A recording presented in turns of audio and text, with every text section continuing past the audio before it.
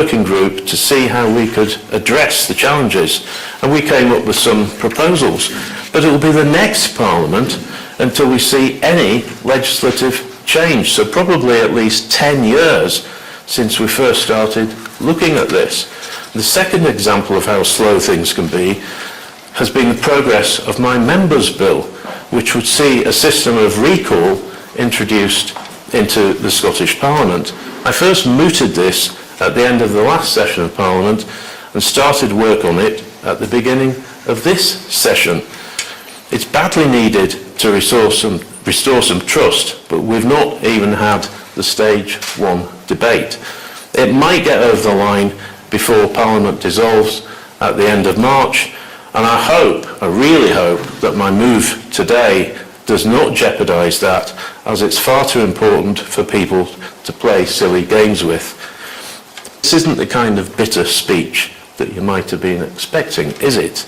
I haven't criticised the Scottish Conservatives or Russell Finlay. For me, politics is about what you can do for people and not yourself. And I've demonstrated that in my 10 years as a councillor in the Conservative bastion of East Kilbride, and since being elected to the Scottish Parliament in 2016. One very recent example was my successful campaign to have the companions of people with sight difficulties allowed free rail travel. That didn't get a lot of publicity, but that's a really positive thing, and it helps a lot of people. I've joined Reform because we have the chance to create something new, exciting and lasting that puts the needs of people over the system, that asks what is going wrong and how we can fix it. The SNP was first elected to power in 2007, so next year will mark 19 years of failure in health, education and transport. Somehow we need to remove them from office, and Reform can help to do that.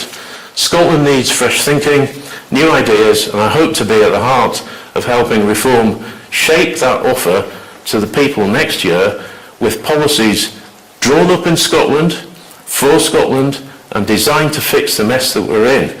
And that's why I'm joining now and not later. I've no doubt that initially my announcement today will spark anger, disappointment, and probably some sheer nastiness. I don't like that aspect of politics, and I'm not looking forward to it. But there are many ex-colleagues who will also understand.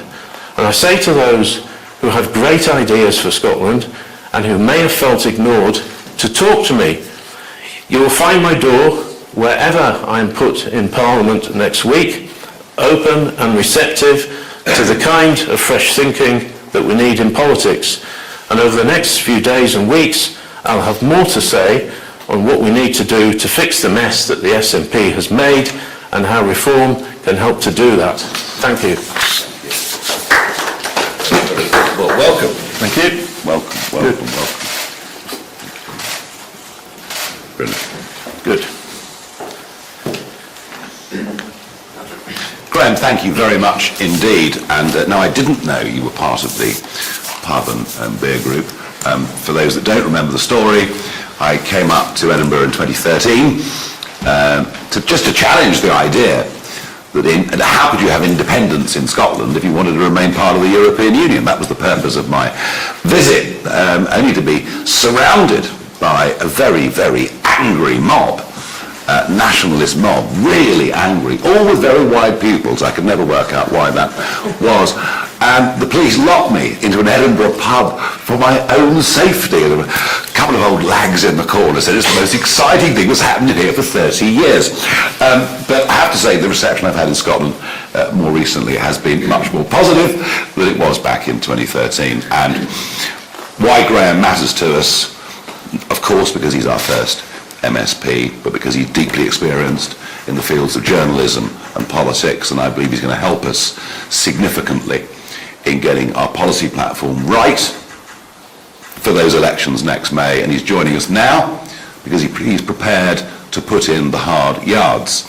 And it will be important for us, however many of our number go into the Scottish Parliament, to have some people there who can show us the ropes. Otherwise we'll turn up and just not know what to do. So we're very, very delighted Graham, that you've made this decision. And I'm sure if you've been a member of the Tory party for all those years, as you say, you've not taken this decision lightly, but you've done it for positive reasons, not negative ones, and that's great.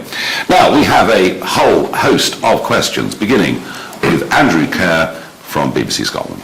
Thank you, Mr Farage. Good morning to you. When Richard Tice was here in March, he spoke about net zero. You've now spoken about immigration.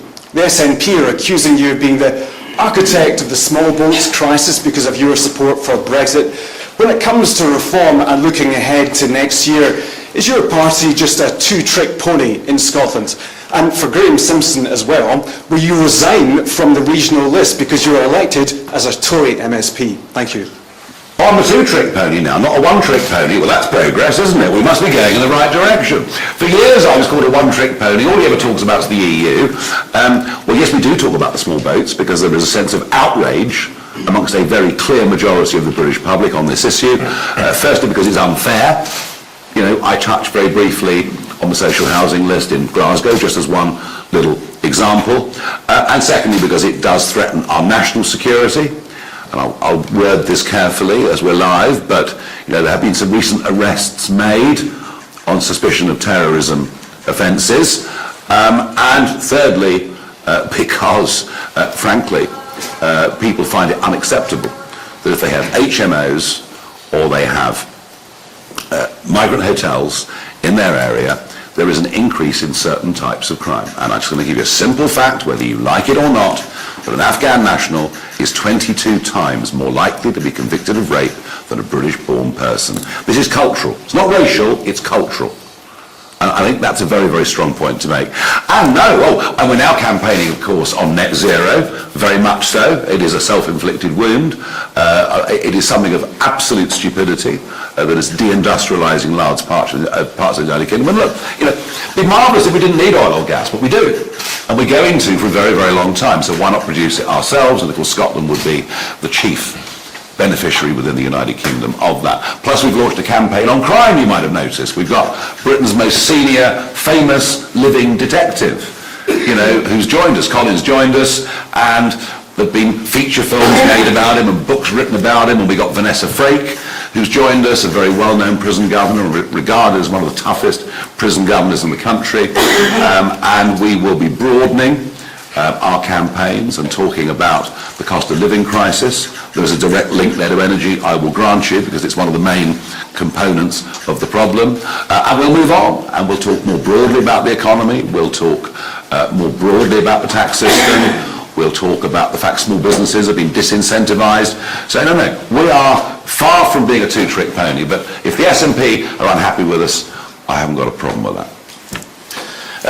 And just to build on that, I think one of the tasks that I've got, Andrew, is to develop a policy suite that's not just those two issues, but actually looks at the powers that the Scottish Parliament has and how to address the challenges that Scotland faces. So as I said earlier, I'll be outlining some thoughts very, very soon, not today, not in any detail today, but you'll hear more from me and others on that, so that reform isn't just seen as a party that just concentrates on two issues. On the question of whether I will resign from the Parliament, I guess you probably know the answer, and the answer is no, I won't be resigning. I think it's a fair question. It's a very fair question. But I won't be. I still have work to do. I've still got this very important members' bill that I want to get through, which I don't see as party political. It isn't.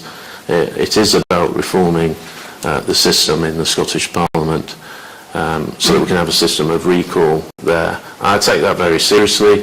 As I said earlier, I think one of the risks, one thing I'm really worried about is by going now, will other parties start to play silly games with that piece of legislation? I hope they don't.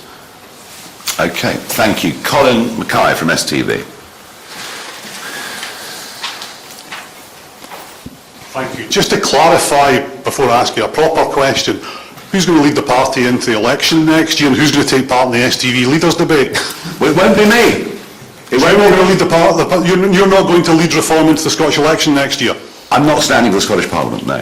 But you're not going to lead the campaign, so you're not we going will to take part in the debates. we will of course have a leader of our group, who will go in as leader of the group and be a potential, First Minister. So yes, of course. But hey, you know what? As I've explained before, and I did a similar thing when I was in Aberdeen the other day. We are a work in progress. We're growing. We're probably an advanced teenager now. We haven't got to full maturity as a political party. And as I said a moment ago, we had 200 candidates over the weekend being interviewed. We're going to put out what you'll see from us is a list of candidates representing every aspect of life, with broad experience of many, many fields, and from within that number, there will be a leader as we go into the elections. On the immigration stuff that you were talking about yesterday, you're talking about keeping 24,000 illegal immigrants in MOD bases. Will any of these internment camps be in Scotland? Will any of the flights be from Scotland? And will you have to contend separately with the Scottish court system? Even though Glasgow is the asylum capital of the UK, numerically, the numbers in Glasgow compared to the northern conurbations in England are actually very, very small. As for which military bases, we're not going to say that now, otherwise government would simply sell them off and probably put solar farms on them or something like that. But no, we are deadly serious about this plan. And I think what's really interesting is people are questioning the need for something radical to be done. Even the Prime Minister hasn't attacked me on the idea that we should be deporting people that come illegally. But he hasn't got the means to do it. The Tories didn't have the means to do it. We are proposing the means to do it. Except for the internment camps. People will be detained and deported, yes, and hopefully they'll be in those camps for a very short period of time. And I do believe that once the message gets to those who are prepared to pay thousands of euros to criminal smuggling gangs, that if you spend that money and come to the UK, you won't ever be allowed to stay. Within 2 weeks, the boats will stop coming, and that will at least stop the inward pressure that's been coming. There are other problems too. Huge other problems too, such as overstayers. If you look at the asylum list for last year, you see the biggest contingent is from Pakistan, and they're people that have flown, supposedly to meet family members or come on holiday and just deliberately overstayed and then claimed asylum. So, there are many, many aspects to this. The boats obviously is about 40% of it, and it is the most visible thing. And I would just quickly say that when Tony Abbott put forward similar proposals on Australia in 2012, he was met with the same kind of debate. Can you in practical terms do what you've set out in your general election manifesto? And he stopped the boats. Tony Abbott in Australia proved that with political will, you can stop this scourge. Thank you very much indeed. We're going to go on. Can I just, please, before we move on, just call in on the leadership question, because I think it's a really fair question. What is Reform going to be offering when we come into the final months of the election campaign? Clearly, Reform will need a figurehead so that you can grill them during the STV debate. But I'm not coming in here today as somebody who's been parachuted in to be the Reform leader. That would be entirely wrong. It would be wrong for the members of Reform. So I'm just here as I am, as an MSP. Yeah, there's no backroom deal. No, there certainly isn't. But obviously, by the time of the election, we'll need to have someone. No, absolutely. No, absolutely. Tony Maguire, GB News.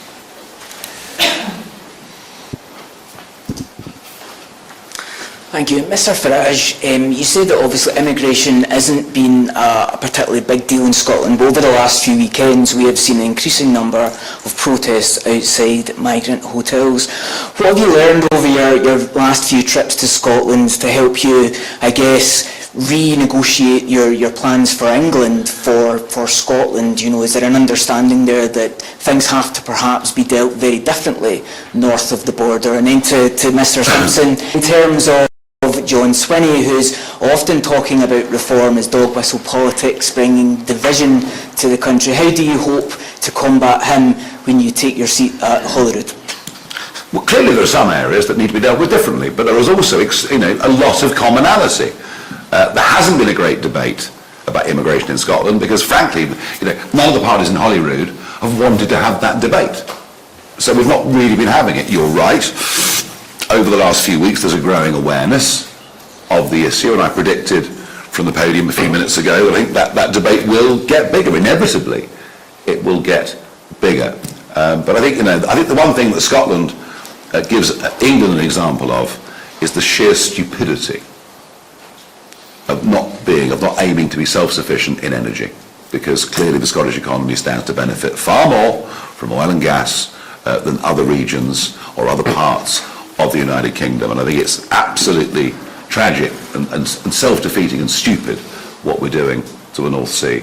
It just makes no sense at all. It is absolutely crazy on every single level. Economic madness. And the argument that wind power makes us less reliant on other sources of energy from around the world just is not true. The national grid is not fit to deal with intermittent renewable energy.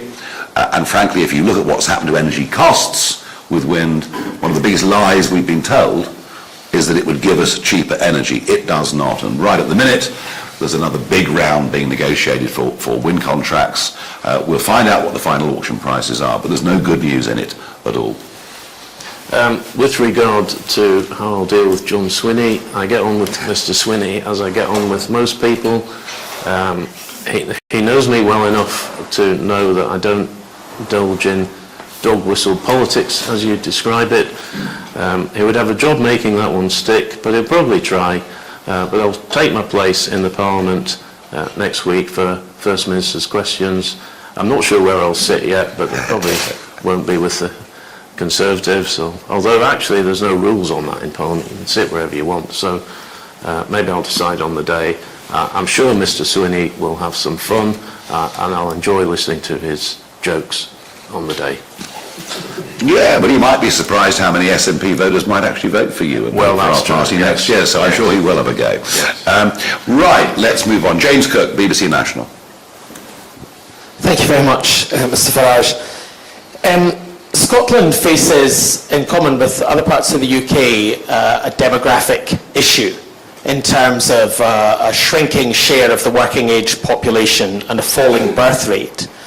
Given that, in a flatlining economy over many years now, doesn't the Scottish economy really need more migration, whether that might be legal migration, but doesn't it need more migrants rather than fewer? And just, if you don't mind, for Mr. Simpson, I'm sorry, I didn't quite follow, I'm so sorry, your logic in terms of staying in Parliament, because I understand that if one is an MP or if one is elected in a constituency, that to a certain degree one has a contract with those voters, and you can say, well, they voted for me.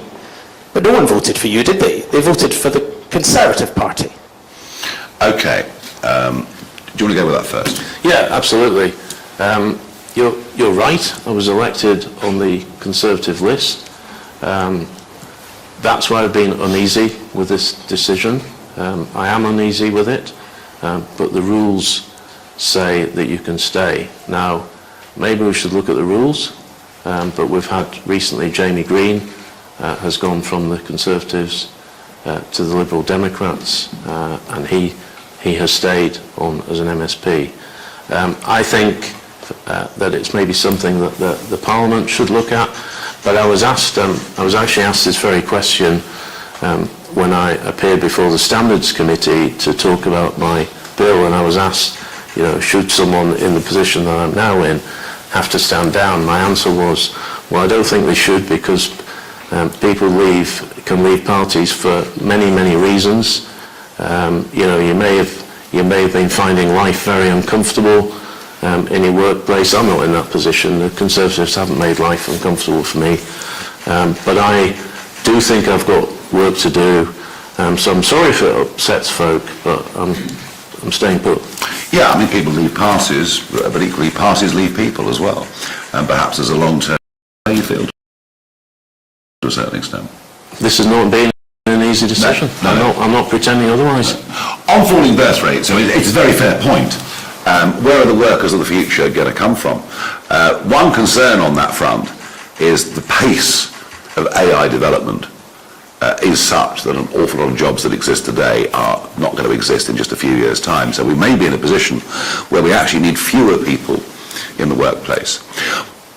But on the subject of skilled migration, I mean, look, if people come into Britain and they've got skills and they integrate and they contribute, then no one's got a problem with that, provided the numbers are at a sensible level. The problem, if we're moving on to legal migration very quickly, is that a Conservative Party that promised net migration of tens of thousands a year gave us net migration of up to nearly 1 million a year.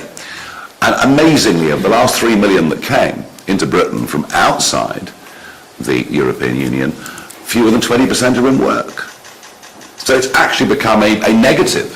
Even the argument, look, expanding population, pressure on services, lack of integration, but don't worry, Nigel, because it's an economic benefit, and now it's not an economic benefit, and everybody knows it. So I get the point, but I think the jobs market is going to go through some quite revolutionary change within the next 5 years, and it's something that government's going to need to think about and adapt to. And of course, one of the answers is that while Scotland maintains, or should maintain, its more traditional oil and gas industries, it also needs to think about becoming a hub for the new evolving world of AI and tech, because that's where the future is. And I'm afraid the entirety of the United Kingdom is falling badly behind on this race, to my great regret.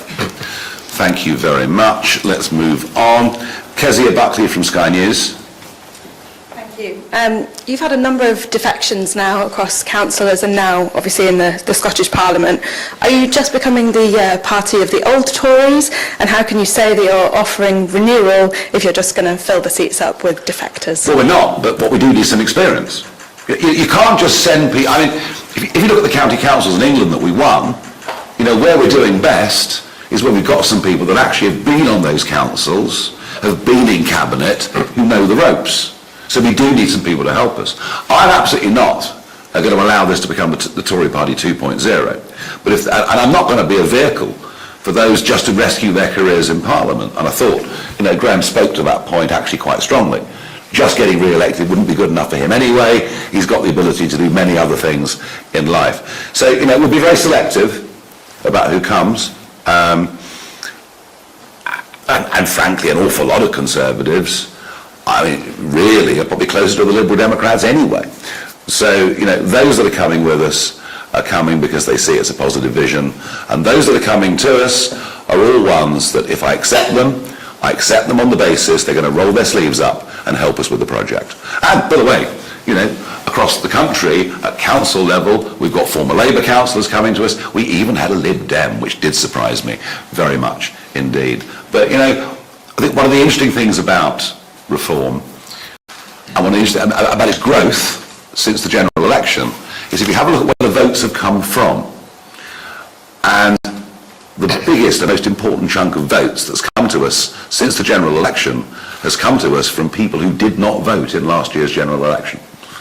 So it's a really interesting cross-section of people that are coming to us across all ages, and actually, a much more breadth of the political spectrum than perhaps you would naturally assume. And actually, I would make the point, Kezia, that when I hope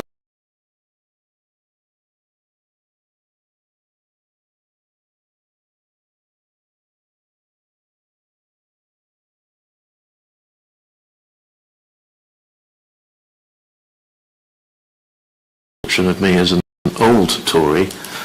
I don't feel that old, but you'll all want to know that I'm 61, which I know will surprise. That's a terrible age to be. Will surprise a lot of you. I don't know whether that's old, Kezia. Older than you. Same age as me. Oh dear, oh dear, oh dear. Never mind. We can console each other, I think. Over a pint. Yeah, well, probably from the sounds of it. Yeah. Catherine Sampson from where's she? Channel 4 News. Channel 4 News, great. That's yes, Channel 4 News. Mr Farage, since you're entering into Scottish politics, have you read Nicola Sturgeon's book? No, I haven't. I was surprised that it wasn't top of my list, actually, for summer reading. No, I She's very haven't. complimentary about you. She describes you as someone with a very fragile ego who's not comfortable, particularly around women. Do you and your party have a women problem? Are you seeking any female candidates in Scotland? And does your promise on securing women's safety ring hollow when this week you've committed to sending women and girls back to countries where they can be raped, tortured and killed? True. That is actually not true. I was very, very clear yesterday in what I said, that the deportation of illegal immigrants, we were not even discussing women and children at this stage. There were so many illegal males in Britain, and the news reports that said that after my conference yesterday were wrong. Wrong, wrong, wrong. So women and children will be exempt? I didn't say exempt forever, but at this stage, that is not part of our plan for the next 5 years. Absolutely. Now, on the broader point, do I have a woman problem? What a question. You might have noticed, or you might not, I don't know. But there's been quite a phenomenon happening within this party over the course of the summer. They group together, they're called Women for Reform, and you will now see them appearing increasingly on national television, in national papers, and there's been a lot of women have joined us over the course of the summer, particularly, and we have a female MP, of course, in Sarah Pochin. We have, a female mayor in Greater Lincolnshire. We have a quite prominent former public prosecutor that's joined us, Lila Cunningham, in London.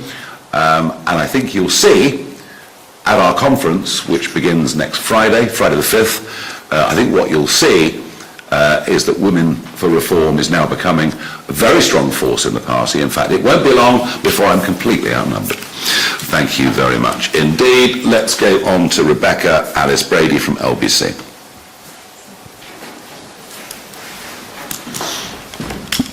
Thank you, Mr Farage. You say deportation would help keep women and girls safe in the UK. Yet this morning, despite you just saying that your comments weren't about women in the next 5 years, Richard Tice told LBC, and he suggested female asylum seekers should be deported to countries where their safety can't be guaranteed, countries like Sudan, where rape can be used as a war tactic. Are you saying that his comments were wrong? It won't be happening in the first 5 years of a reform government. But was he wrong? That's just not our priority.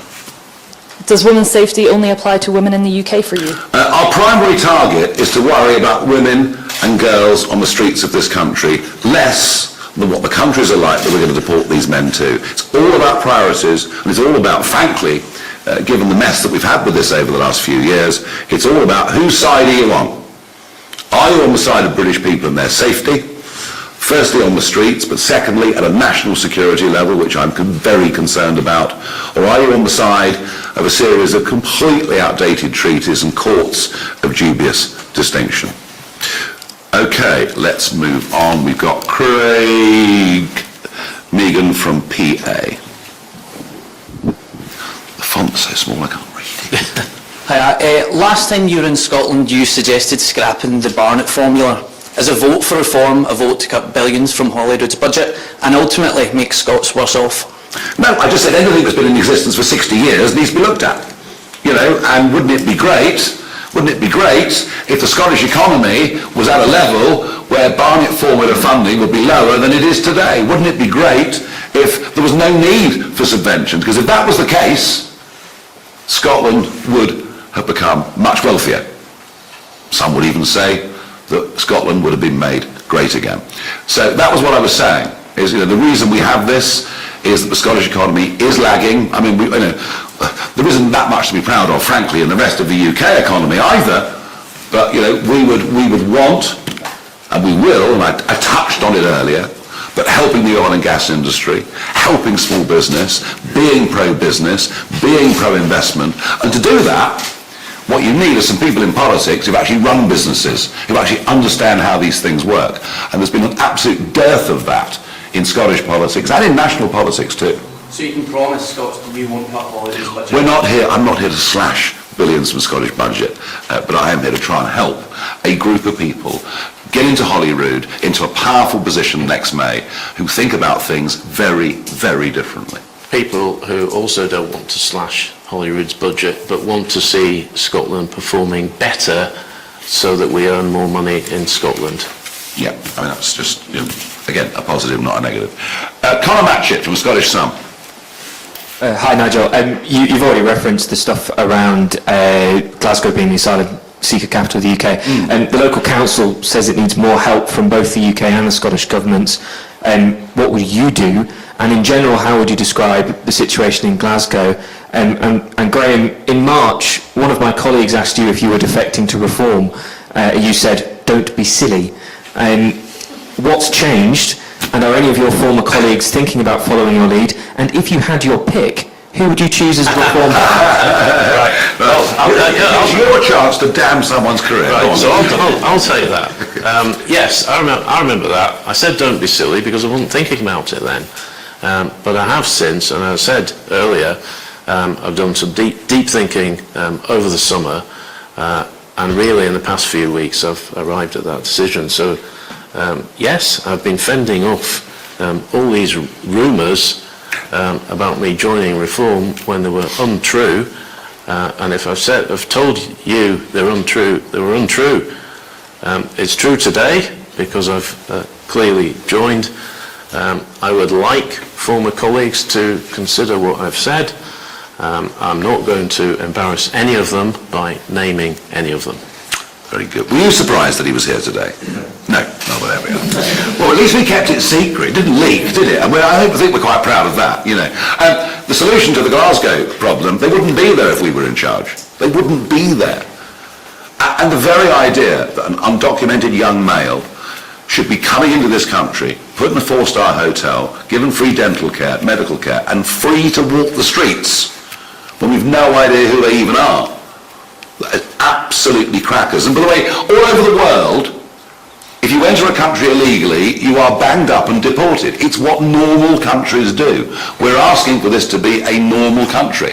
And it's really, as I said, really interesting to see that Jack Straw is also making that point today. He was there in '98 when the ECHR was incorporated into British law via the Human Rights Act. As he said, this was not the intention. And it is actually very interesting that the last Labour government, the one up until 2010, they were deporting tens of thousands of people a year who'd come illegally.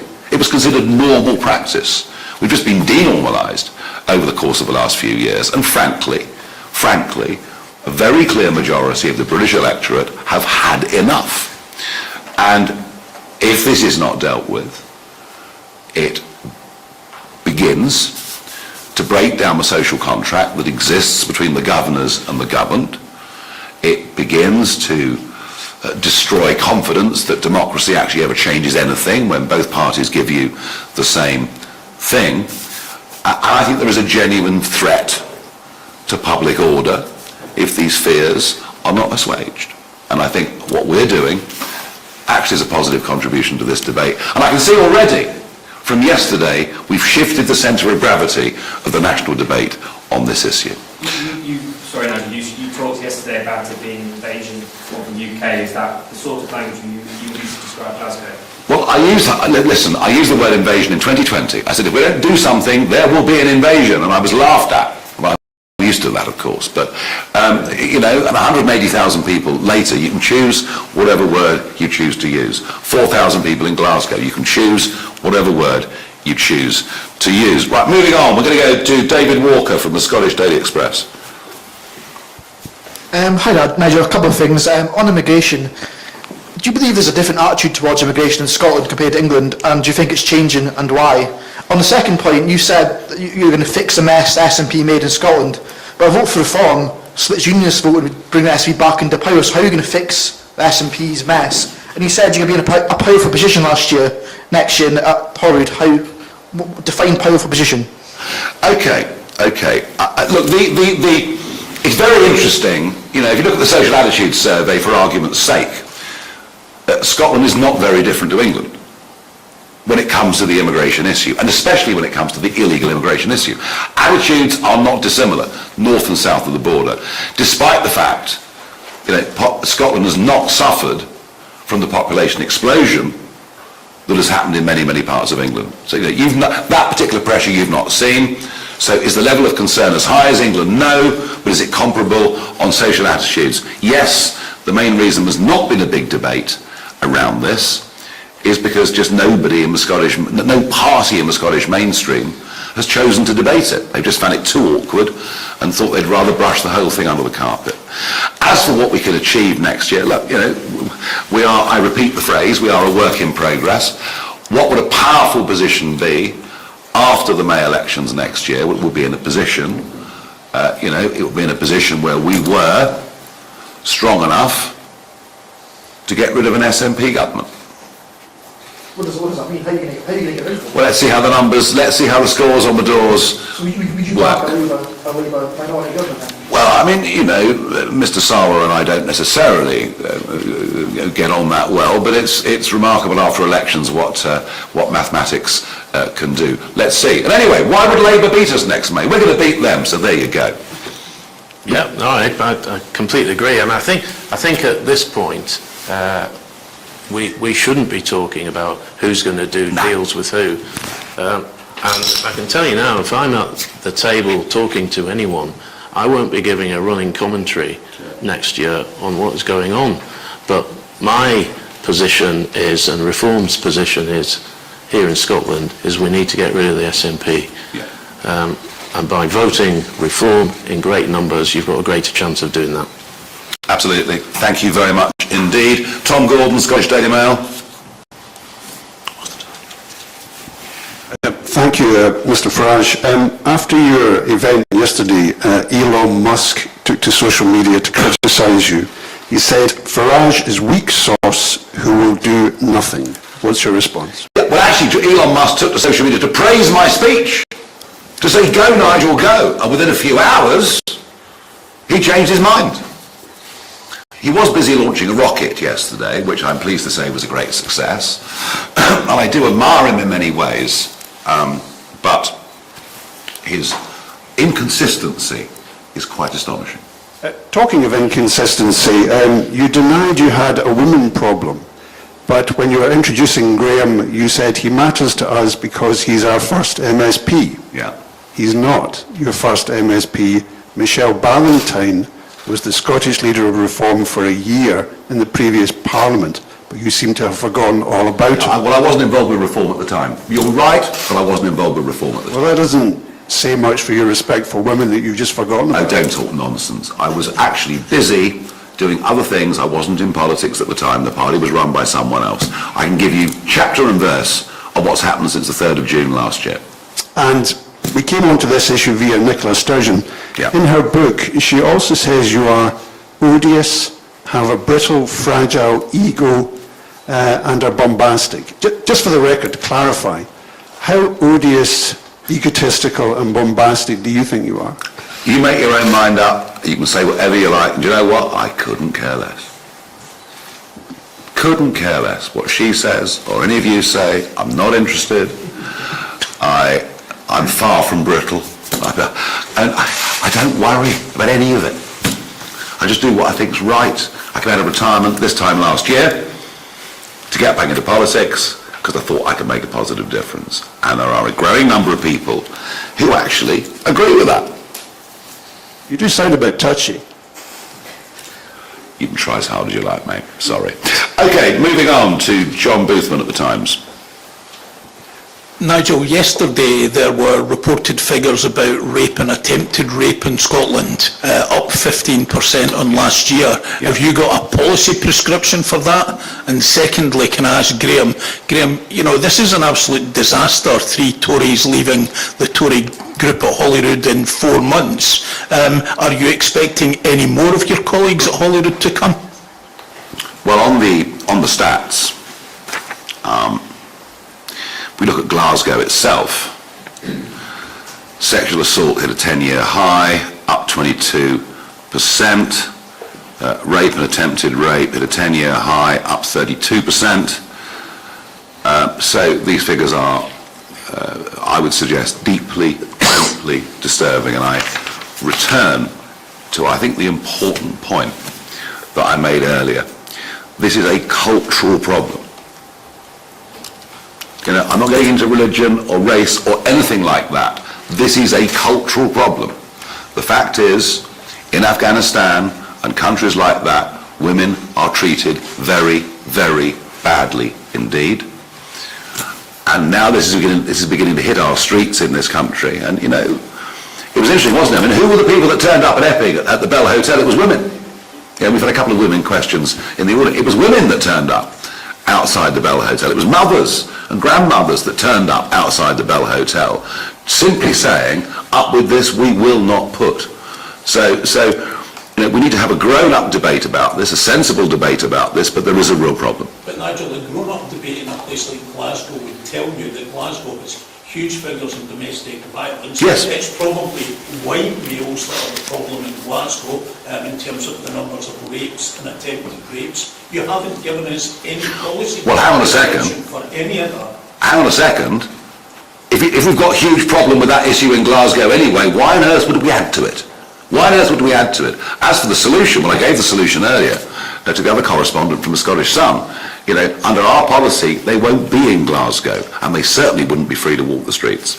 That is the policy solution to that particular problem. More people to come? I don't know is the answer.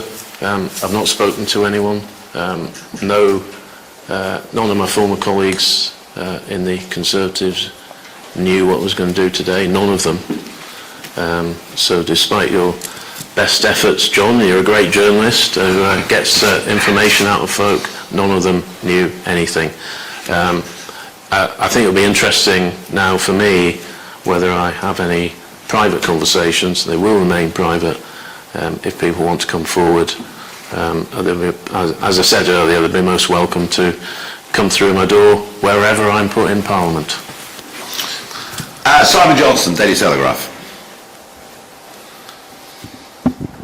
What message do you think Mr Simpson's defection sends to right-wing voters who are considering whether to back the Conservatives or your party in the Holyrood election?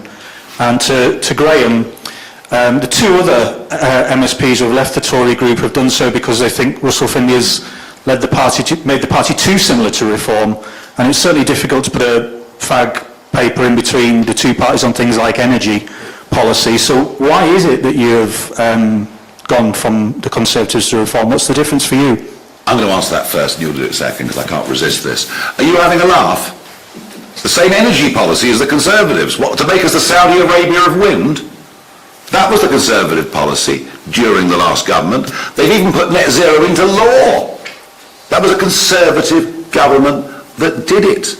The fact that now they say, well, we didn't really mean it. Well, sorry, but you did. You know, so frankly, they have a declining credibility on issues as a party and geographically. If you just look at it, I do think it was instructive. You know, I did think it was instructive what happened in the Hamilton by-election, because they actually had quite a strong candidate with a local following, and still they're back down at sort of on the edge of saving deposits. And in other elections we've seen around Scotland, by-elections around Scotland, the Conservative vote has fallen to derisory levels. And I think that next May, the Scottish Conservatives will do so badly in those Scottish elections that they will cease to be a political force in Scotland, and I think we may see the same result happening in Wales, parts of northern England and elsewhere. And it's very interesting because, you know, you mentioned that some MSPs go in one direction and some go in another direction, and everyone said, oh, well, you know, the Scottish, or the Scottish Conservative Party or the National Conservative Party, it's a broad church. But it is a broad church. The trouble is it has no religion. It doesn't actually have a faith that binds anything together. And I just get the feeling that, no, I genuinely believe that what will happen here next May for the Conservatives is pretty much a wipeout. And I wrote a piece last year which none of you picked up on, but if you had, you'd have got some headlines out of it. And I wrote the piece because I felt that there were a number of people in the Scottish Conservatives who didn't necessarily appreciate what it was to be a Conservative. So listen, Simon, I can send you the link if you want to read that. and pick over it. I'm not here today, as I made clear, to criticise Russell Finlay or the Scottish Conservatives. I don't want to do that. It's Russell's problem now. I want this to be a positive thing, and I'm going to be working on policies very, very quickly, and you'll see a clear difference between us and others. Excellent. Simeon Kerr, Financial Times. Thanks very much. To go back to energy, I'm sure in Aberdeen you're probably going to get quite a lot of support for more drilling, but also given the declining nature of the North Sea basin, many people up there are also looking to renewables as the future, and given your policy of ending subsidies, that puts that under threat. So, I mean, how, and a further point, sorry, could you also address whether you would propose more fracking, and how do you think, would that get much support in this country? Thanks. Yeah, I mean, you know, the viability of large parts of the North Sea is determined by the price of oil, obviously, and whatever the expected price of oil is for any investor. There's still viability there, and given the state the world's in, it wouldn't be surprising if there weren't further energy shocks at some point over the course of the next few years. Should we be fracking? Well, you know what? Countries that frack get rich. Countries that don't frack get poor, and the problem with renewable energy is twofold. Number one, the national grid is not set up to deal with intermittent energy, which is why we have to pay to turn the turbines off when the wind's blowing effectively around all of our coastlines. We can have renewables, but we have to accept expensive energy for families and the continued deindustrialisation of Britain. And if renewables can work without subsidy in a genuine market, that's fine. But the truth is, and you know it, and I know it, they can't. That's been the case for a very, very long time. So if renewables can stand on their own 2 feet, fine. I don't believe they can, and I don't think, as I say, the grid is set up to deal with that form of energy. The grid's being reinforced now, so by the time of the next general election, there will be a better functioning grid. If we had carbon-free electricity, it would cost over a trillion, and maybe nearer 2, to upgrade the entirety of our grid, and that would guarantee the most expensive industrial energy prices in the world, which we have now, and it would guarantee it for the next 2 decades. And we would literally, and we are deindustrialising anyway. Yeah, we have the most, and I repeat the point, we have the most expensive energy industrial prices in the world. In America, a unit price, a unit cost of electricity for a manufacturer, for anybody in business, is 25% of what it is in the UK, and much of that has been because of their shale gas boom. And you know, Ed Miliband will say, oh, it's all about global prices. Well, actually, with gas, it's not. We don't have a global set gas price in the same way that we do for oil. But it is, you know, you raise that question, and I think it is a very, very big, important economic debate, but I think it's also a very big, important strategic debate as well. Moving on to Louise Wilson from the Holyrood magazine. Hi there. Since the general election last year, you've lost a couple of MPs, and then since the local elections in England in May, you've lost, I think, about a dozen councillors, half of those having resigned as councillors altogether. So, ahead of 2026, how do you expect Scots to look at that and have confidence in your candidates? And then I guess to Graham, if you are re-elected next year, is part of your job to try and keep the group together? Well, we had to, I mean, you know, in short order, we had to fight the English county elections, which meant finding 1,630 candidates, and we did actually put in the field more candidates actually than the Labour and Conservative parties, which we were proud of. And we, you know, did our professional vetting. We didn't have huge horror stories about nightmare candidates, things that had occurred in the general election in 2024. Frankly, I think there were people that said, we'll stand for you, just to make up the numbers, who just never wanted to be elected and suddenly realised what the responsibility was. As for the national level, well, sometimes things go wrong. You know, as one of those MPs that's left, I would never have had as a candidate, had I been party leader, but I wasn't. You know, I inherited that, and I've taken it on from there. By the way, I'm not knocking Richard Tice. He kept the party going. You know, he lent it £1 million of his own money just for it to survive during those years. But it was kind of a bit on care and maintenance. And what I said was, when I got elected, that I would democratise and professionalise the party, and that's the path that we're on. I've given it a constitution. We now, as of last week, have an elected board. We are taking it. But the difference with Scotland is we don't need to find thousands of candidates. I think the maximum number of seats is 129, and we've already got hundreds of people coming forwards. I'm pretty confident we can do that. As regards to next year, there will obviously be, I think, a pretty healthy cohort of Reform MSPs. Hopefully I'll be one of them, but I've been around long enough in politics to know that it can sometimes be difficult to manage people. So one of the skills of leadership, and if I was in any kind of leadership role within that group, is to manage folk. So I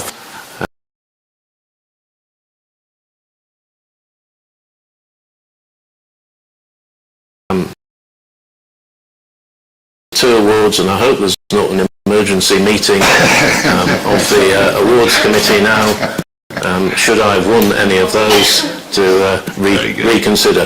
Very, very good. Paul Hutchian from a Daily Record. Thank you. If you look at the opinion polls, Reform UK are doing much better in England than they are in Scotland. So I was just wondering, why do so many Scottish voters find you to be so repellent? And secondly, you've always been a Putin fanboy. Are you hopeful that Russia gets to hold on to the land that they illegally seized from Ukraine? Yeah, it's a delightful tone of questioning. Thank you so much for coming along and making our morning. I think it's absolutely marvellous. I have absolutely condemned the Russian invasion of Ukraine. Interestingly, you base that falsehood on one interview I gave in 2014 when I said I admired him as a political operator but didn't like him as a man. Just a few years before that, he was given a state visit to Buckingham Palace. He was welcomed by a Labour government. He was welcomed by the Queen. In fact, he met the Queen again just a few years later. So one comment taken hopelessly and completely out of context. No. What do you admire about him? I'll repeat, for your benefit, that in 2014, in one interview, I said I admired him as a political operator, but not as a human being, that I didn't like him and I wouldn't like to live in Russia. Is that why Scots find you so repellent? Do you know what? I mean, that is so low grade, it's almost astonishing. We are doing remarkably well in Scotland. You know it, and that's possibly why you're so upset. And I think if you look at the result in Hamilton, where we came a very, very good third, could have come second, a council by-election in Barhead, where it was essentially a three-way split. If you look at the opinion polls, then you'll see that Reform is not as you describe it, Paul, and I know you're a really nice guy. Nigel doesn't know that yet, but I'll reinforce that message. I'll need some convincing, you know. He genuinely... But you know what? The one thing we do, Graham, the one thing we do, and I know you lot like it, is we are actually up and open for questions from anybody, so, you know. Yeah, but the polls are moving in one way, Paul, you know that, and I hope they'll continue to move in that direction. Excellent. Then we are getting through to this, I promise you. We've got Alistair Grant from the Scotsman. Thanks very much. Other than on these big issues like net zero, immigration, we don't actually know anything about Reform UK's policies in Scotland. How would you go about turning around NHS waiting lists? How would you go about turning around Scotland's education system, which many people think is in the decline? And just a question for Graham, does that not trouble you that you're signing up to a party that doesn't have policies in place? Well, that's the reason he's here. The reason he's here is to answer your questions. I'm not going to dictate from London what platform we should run on in terms of dealing with NHS problems in Scotland. I'm not going to do that.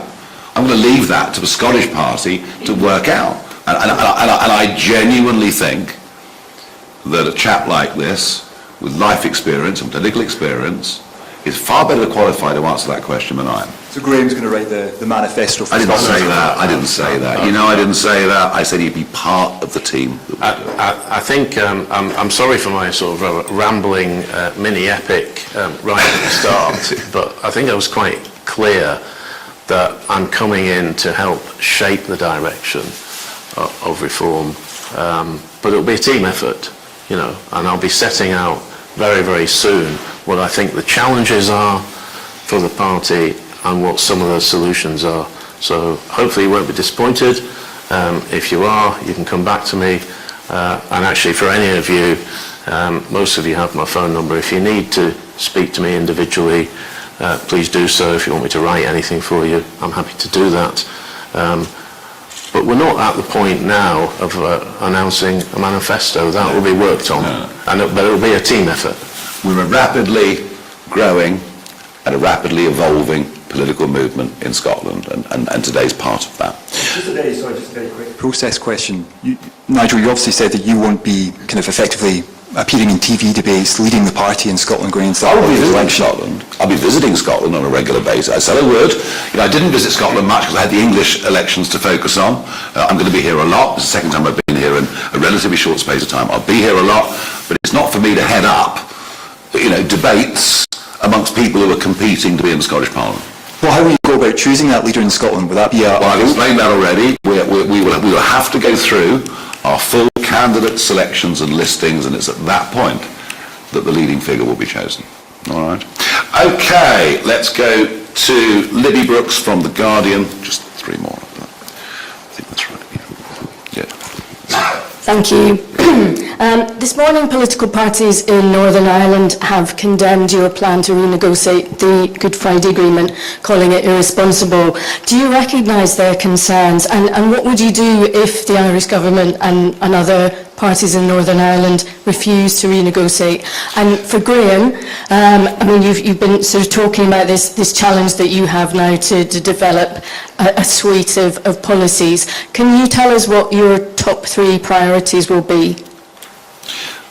The Northern Ireland situation is deeply complex, and I made great reference to that yesterday when I gave that speech and answered questions at Oxford Airport. And we understand that, you know, what Blair did was to write the ECHR into absolutely everything. It was sort of his way of making sure we were embedded into the European Union for eternity. So yes, there is tidying up to be done, and I did say yesterday very, very clearly we would not be starting with Northern Ireland.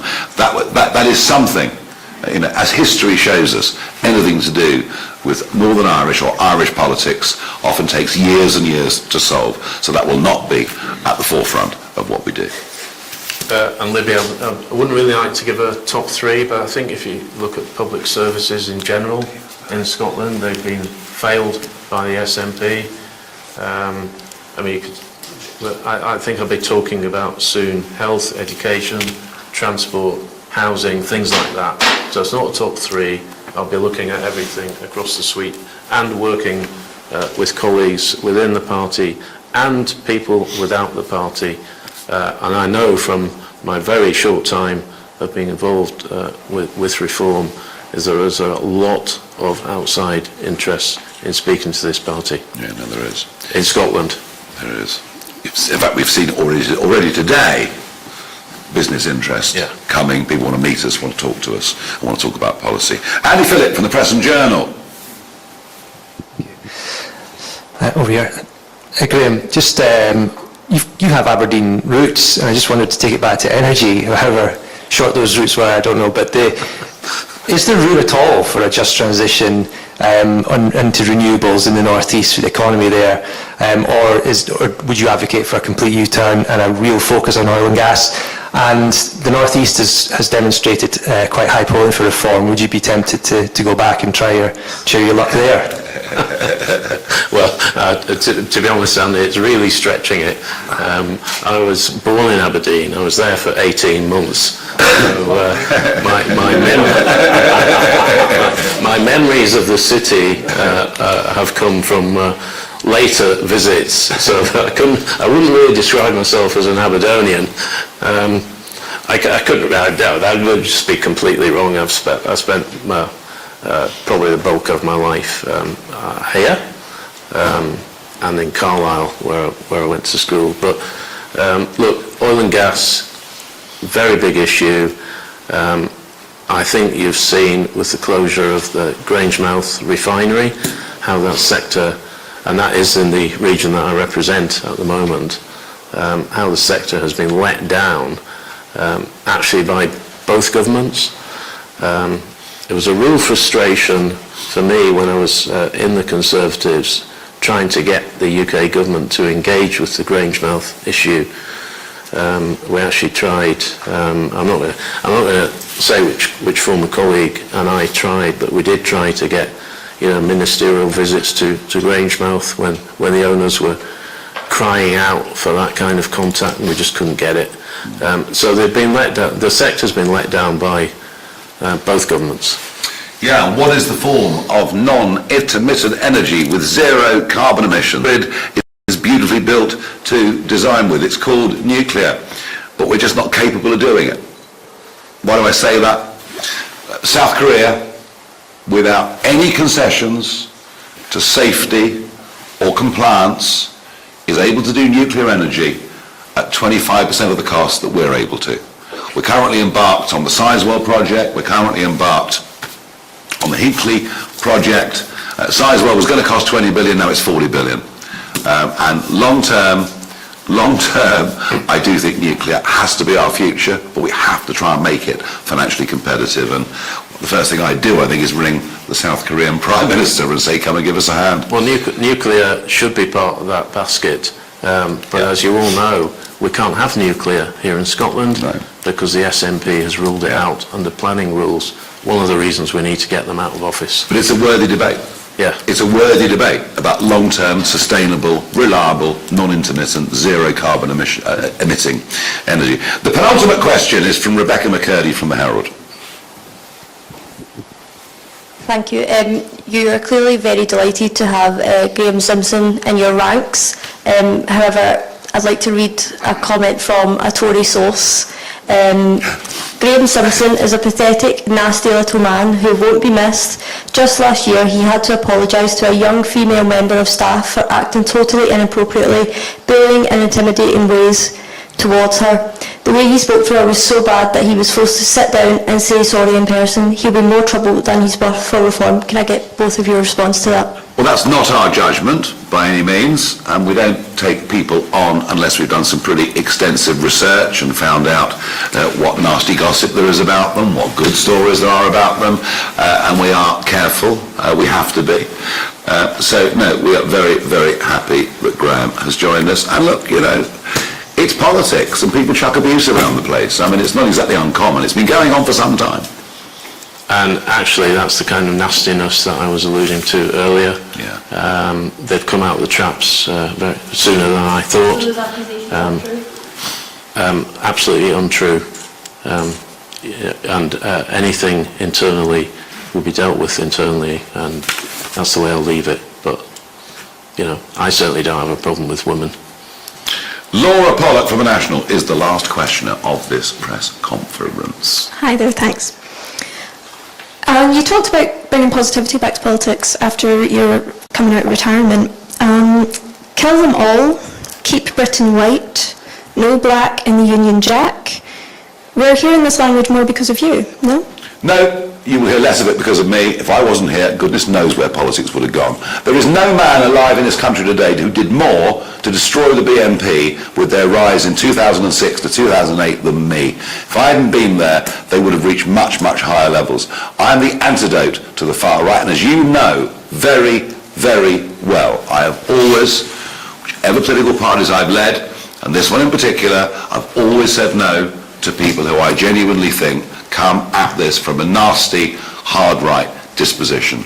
We are the antidote, the genuine antidote to those things, and I say that with great passion. And so those comments were made by members of Patriotic Alternative, and yours, and to do with it. Nice try, lovely try. They're attempting to infiltrate the party for Holyrood 2026. So as you interview, as hard as you like. No, I'm just asking, as you interview candidates, have you got some sort of safety net to make sure these people don't infiltrate the party? Yeah, do you know what? If they have links like that, we check and we vet, and if we find they have got links like that and they've lied to us, they are out of the door before lunchtime.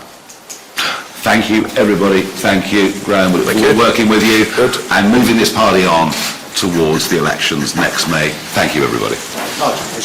Yeah, of course. Thank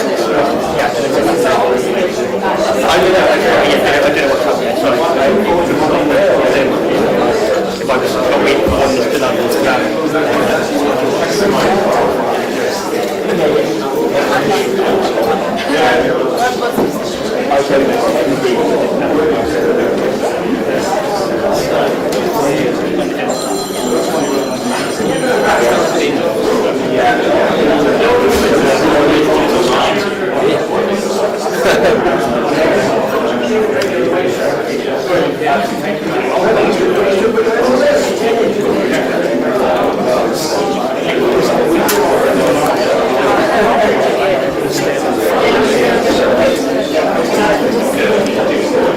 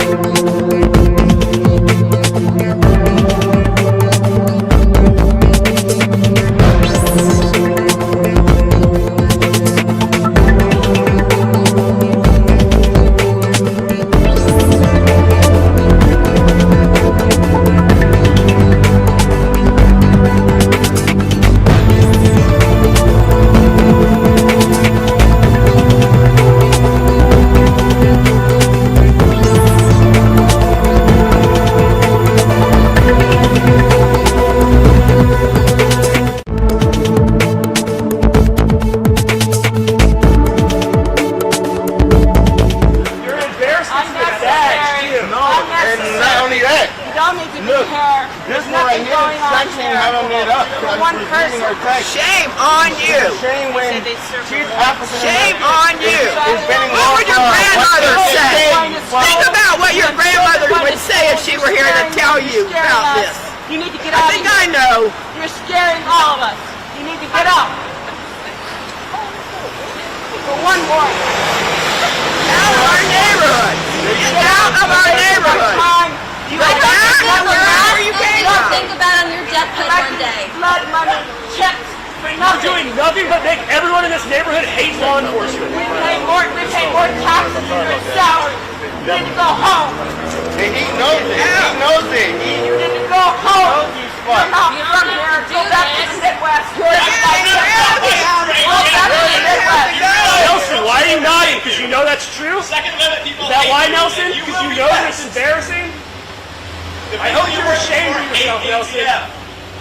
You won't know better. And after this administration, No, just wait. When immigration goes, these cops are going to be scared like they're going to be scared like pussies. They're not going to want to show themselves to the streets at all. This one already knows. In 26, we take our Congress back. And you're coming off our streets. No, and the worst thing, this one already knows he's fucked. They have photos of him, and people already want to hurt him. He had one in the hospital last year. There was a kid who was going home from work. In nice clothes. This motherfucker jumped out. Everybody saw it. He jumped out, grabbed him from the next room. Yeah, last year. This one has and that other one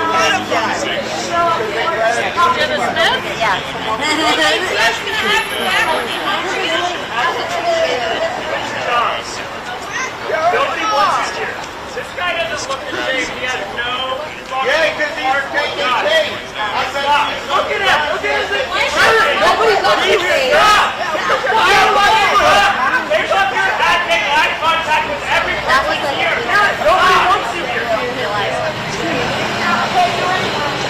No, and they're scared. They're really scared. Yeah, that's great community enforcement by just nodding and smirking while everyone tells you to get the fuck out of our neighborhood. Get out of your trains and reach out to the community to nod and smirk like an asshole, Garrett. For the first time, America is a joke, guys. Get out of here. We don't need you. The world. Now we've got an idiot running things. ATF is going to go home. ICE is going to go home. DHS is going to go home. You're going to still have to be here. This is your home. Don't you need a donut? Don't you need a donut? Nobody wants you here. Shame on you. I can't believe Shame on you. Get out of here. Shame on you. Nothing further here. And why are y'all here? Why y'all protecting the KKK in the White House? And this motherfucker, Metro PD, you have the right to refuse orders.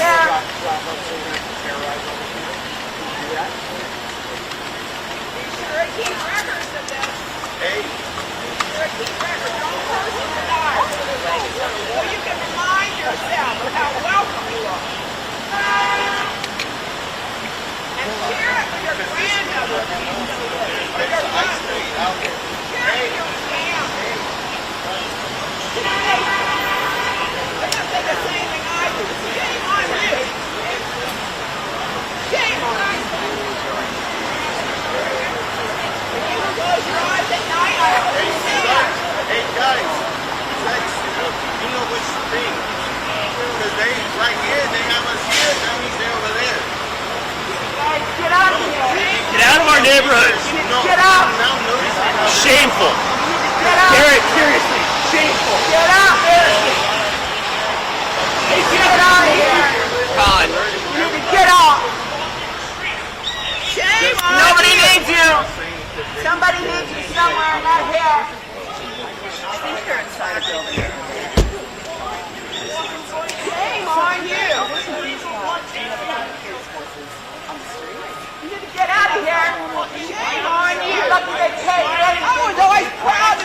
gonna go law enforcement family. Taking all your this is not law enforcement. This is not law enforcement.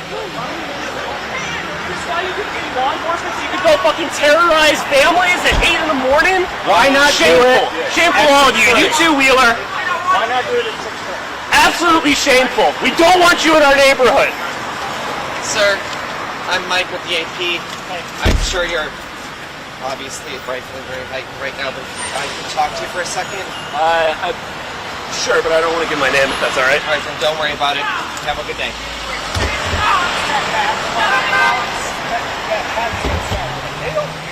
But I suspect that meeting. Could you tell me why you couldn't do this at 7:30 or 9:30? And why you have to terrorize children in our neighborhood? I guess you're not very much thumbs off the street. You can do it at 6:30 in the morning or 10:30. Don't do it at 8:30. Got it?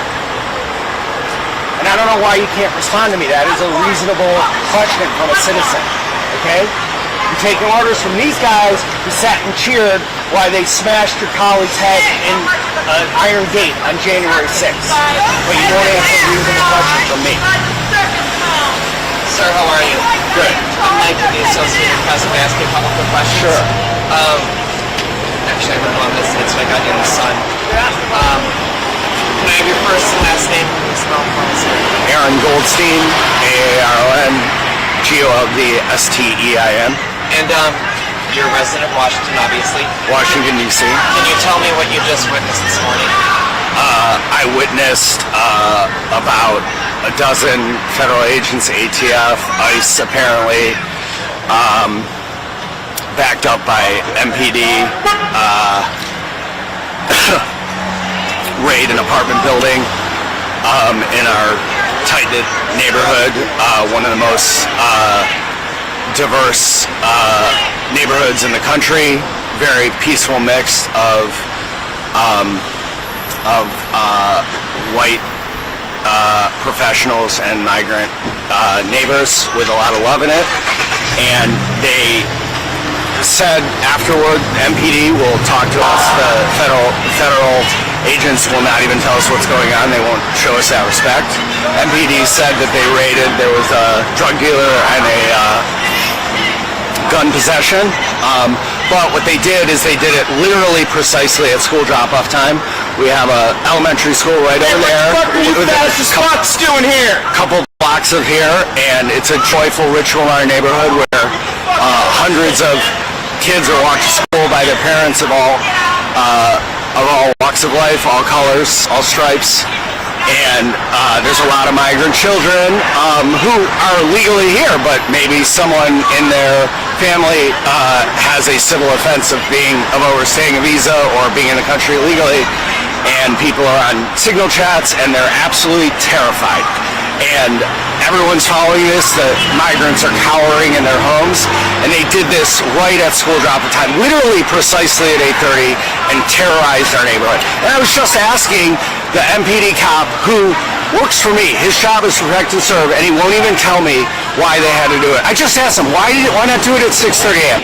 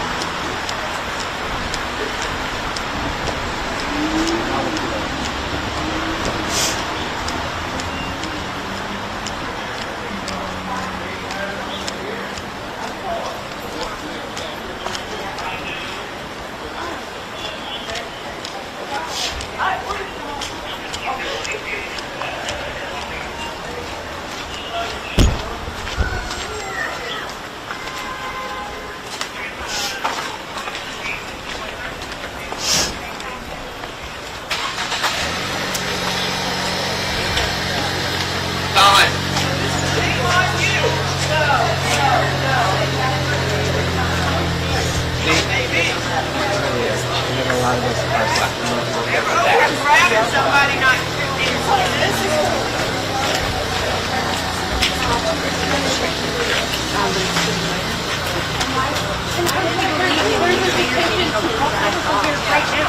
Why?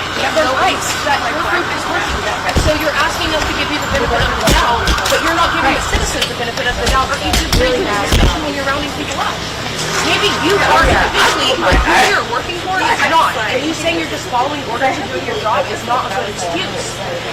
Yeah, that's what it said in Germany, they were just following orders. My dad fought in World War II. okay? He finally died That's at not a good age 99. defense. He fought because Hitler was sending military jackbooted forces into neighborhoods to take people away for no reason to who knows where.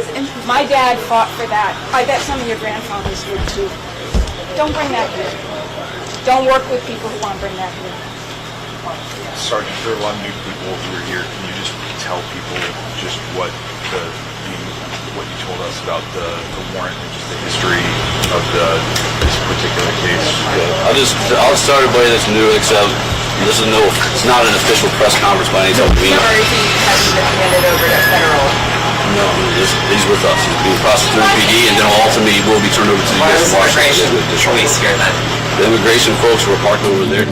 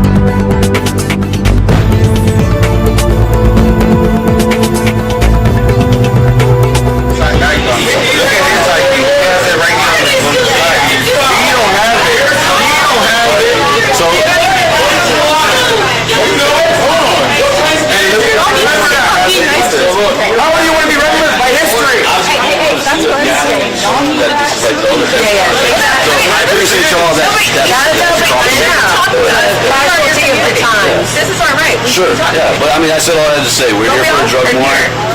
The suspected drug dealer's been arrested. Now we're serving a search warrant. There's no federal assets here on the scene. It just ATF's right there, down the street. There's ATF person. She's helping me with the gun that's Just so inside. you know, I'm sorry, for the folks who are being, hunted on Facebook, tell them when they stop, following our kids to school. I'm not gonna tell them anything, but that's Well, your right. you see them. You can freely do what you're doing now, protest and make your voice heard. So I'm letting you all for peace of mind to be able to live there. They should be afraid that they're going to be on Facebook. If they wear a mask, is it been allowed to protect against them? We appreciate the dialogue here. Why the early hour on this today when kids were going to school, when everybody in DC knows this is the first week? Why did this have to happen? And was this person at a risk of fleeing or something? I can't really get into specifics on him, but this was a planned operation from a specific person. Is that a problem of planning then when it's a community around the school? We do this every single day. It's just the only difference is now we have got a crowd. But I literally been doing it I've been doing this for 14 years, so Saturdays weren't the same time of day, so the only difference is you got a big crowd here, which added even more police presence, but this was just a normal police operation. Okay, well, I think I used to see you staking out that drug house on Kilbourne back in the day. Kilbourne in 19. He's talking and they're the bosses. That's the other weird thing. They're with their bosses, and he's the one is under them. Yeah, the late church. Yeah, they should be coming over here and explaining what's going on. I appreciate it. Not when somebody is under them. You guys should thank me. Thank you. I know. You may not agree with what the sergeant said. The amount of time that they spent answering questions. Man, you're actually crazy. That's not the point. I'm just saying.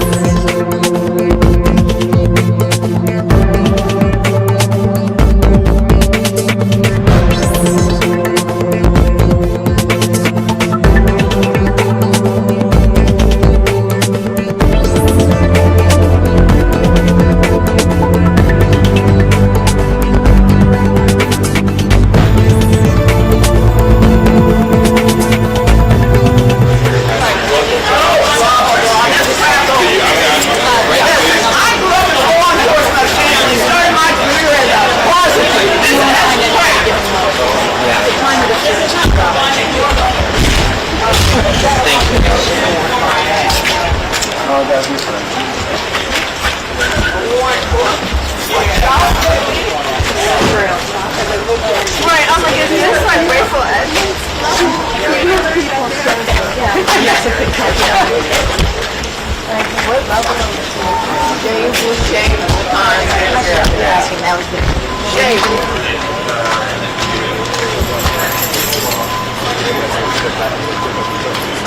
But you're not gonna help us with take our neighbors.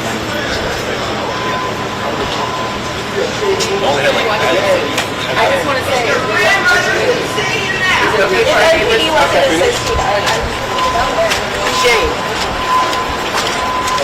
Yes.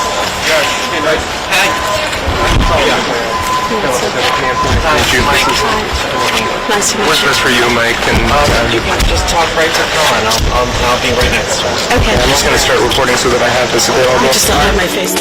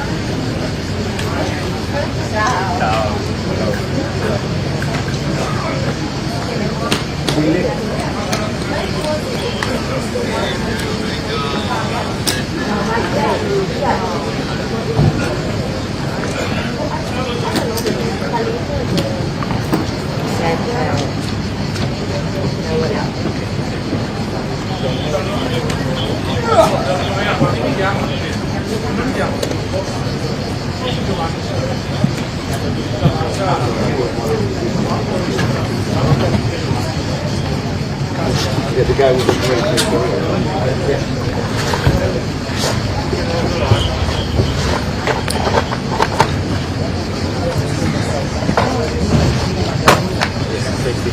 thing.